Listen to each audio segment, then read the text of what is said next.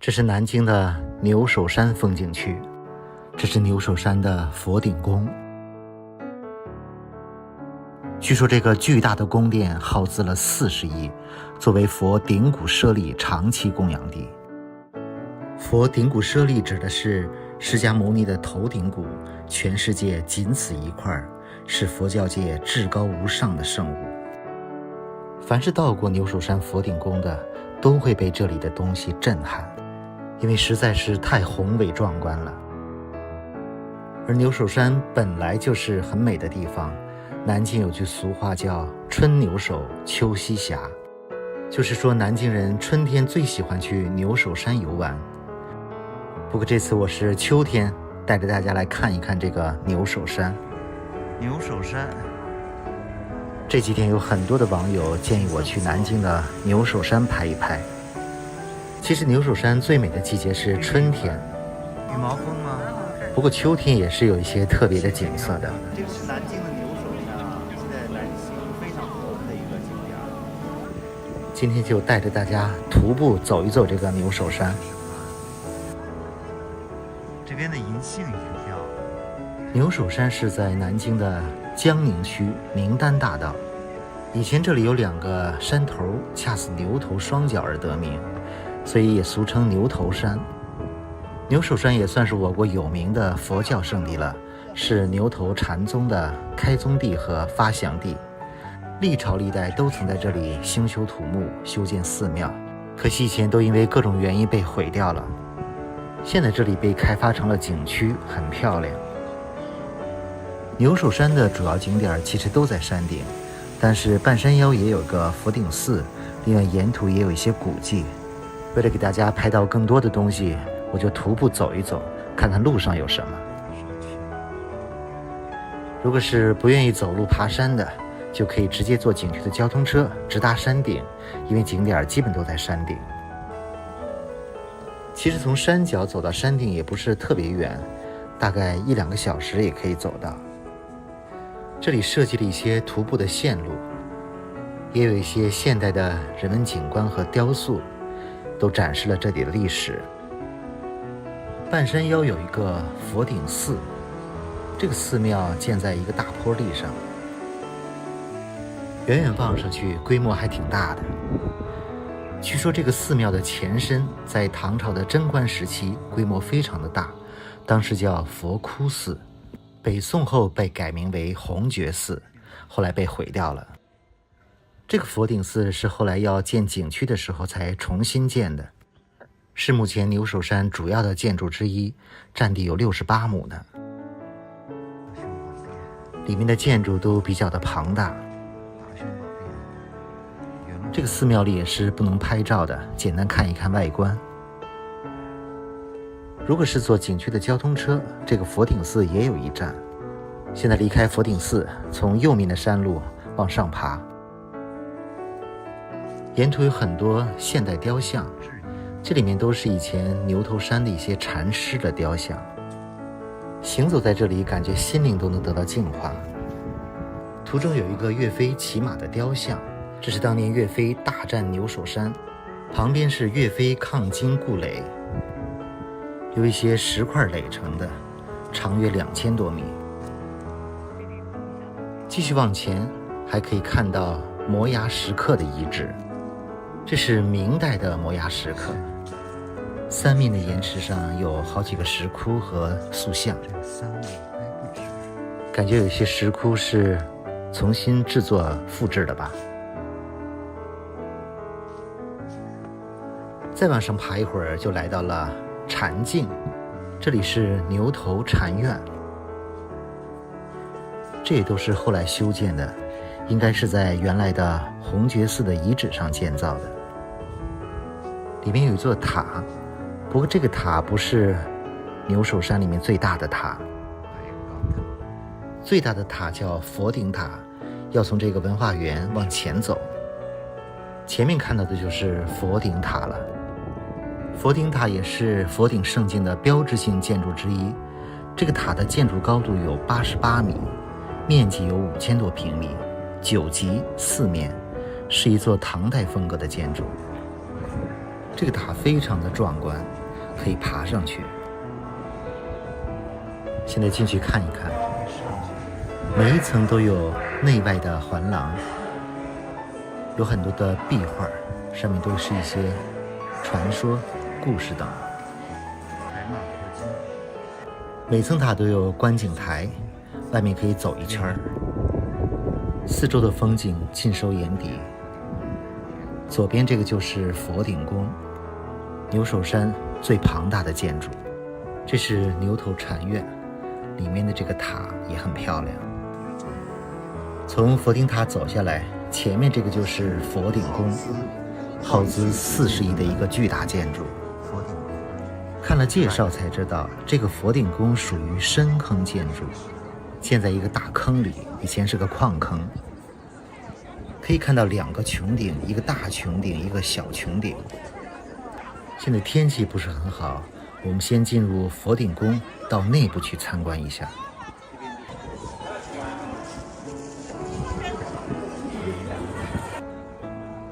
左侧看到的是佛顶塔，这个佛顶宫非常的大，整个长度有200多米。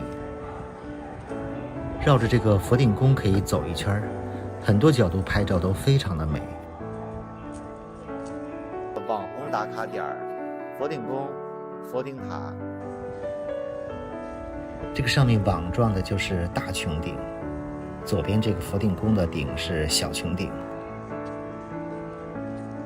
旁边还有一个佛顶摩崖，非常巨大的摩崖雕刻。今天还是非常冷的，而且有风，现在拍照没有倒影，而且天也不是很蓝。这些角度都是拍网红打卡照片的地方。现在开始去参观内部了，沿着这些精美的环廊，我们先去1层参观。1层是一个巨大的大厅，这个地方叫禅境大观。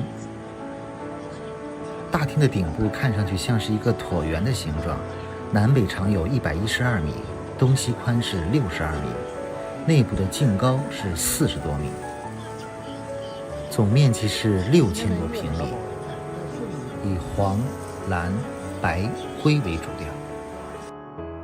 大厅的中央是一个巨大的卧佛，看看头上的穹顶，非常壮观。禅境大观南北2侧有2株树，一个是菩提树，一个是无忧树。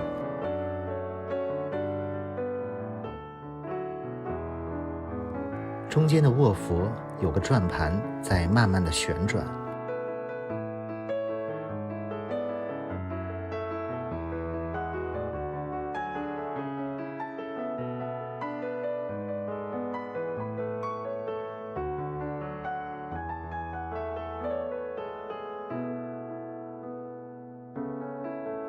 从禅境大观出来，我们前往佛顶宫。佛顶宫是另一个入口，其实是个地宫。进入地宫都要带上鞋套，因为这里所有的东西都价值连城，包括地板。这个佛顶宫的地宫一共有地下6层。整个佛顶宫不仅是珍藏佛祖顶骨舍利，而且还有各种各样的建筑雕塑，简直令人叹为观止。让我们进入地宫。现在进入了佛顶宫的内部，真的是金碧辉煌、恢宏、奢华，无法用语言表达。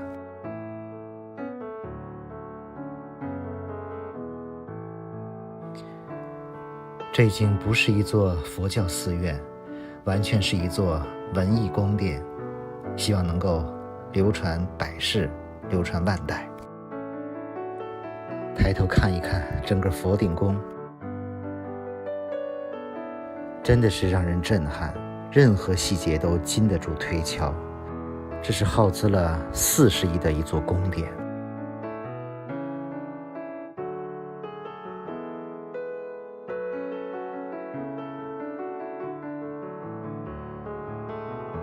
这个宫殿一共有地下6层，我们现在是地下5层。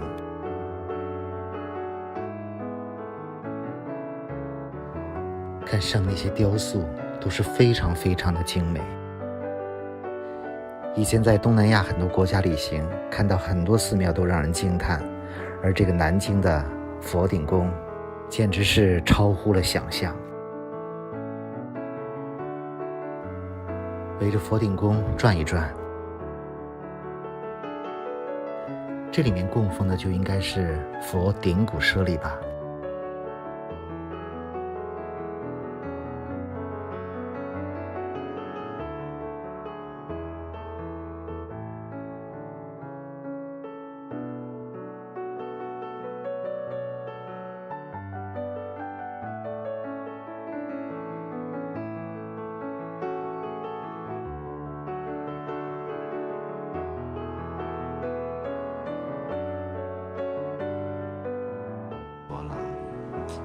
每一个都很精美。其实整个地宫里的所有建筑、壁画、雕刻都非常的精美。这是地宫外围的环廊，也可以叫它万佛廊，都是非常精美的佛像雕刻。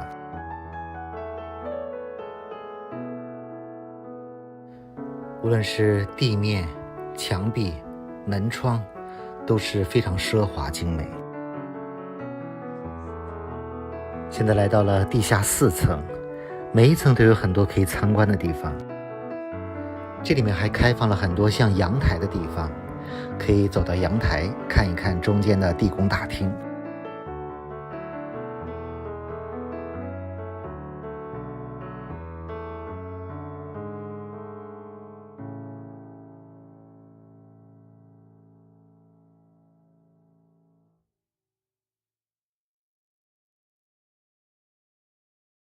从这一层看到的角度又有一些不同，还可以看到一些墙壁上的细节。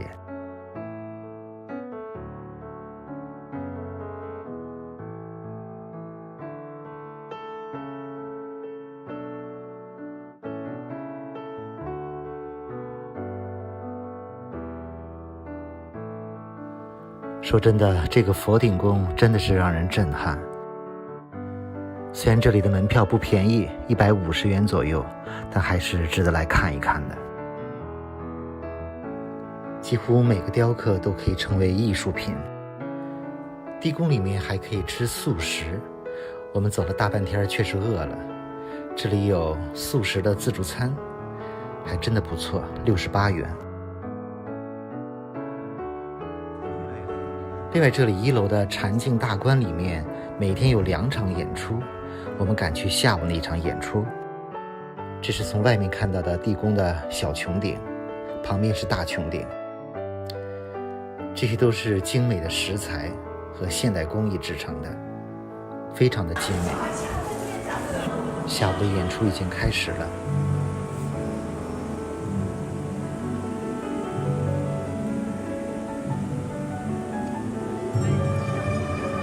中间的舞台非常的绚丽，人都围着这个舞台的四周观看。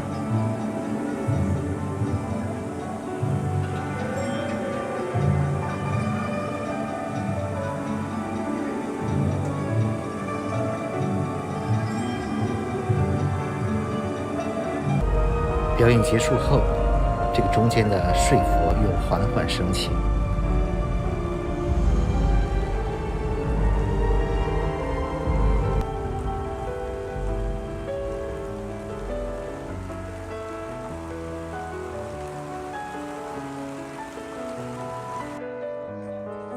看完表演，从佛顶宫出来，感觉天气变得通透起来。我们在这里开始拍照。很多年轻人来佛顶宫都是来拍照的，因为这里随便一拍就是网红照片。现在风小了一点，可以拍出一些倒影了。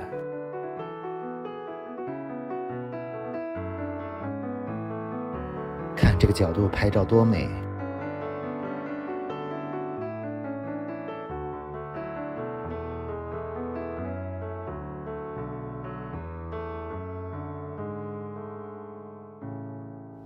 可惜佛顶宫是不能够飞无人机的。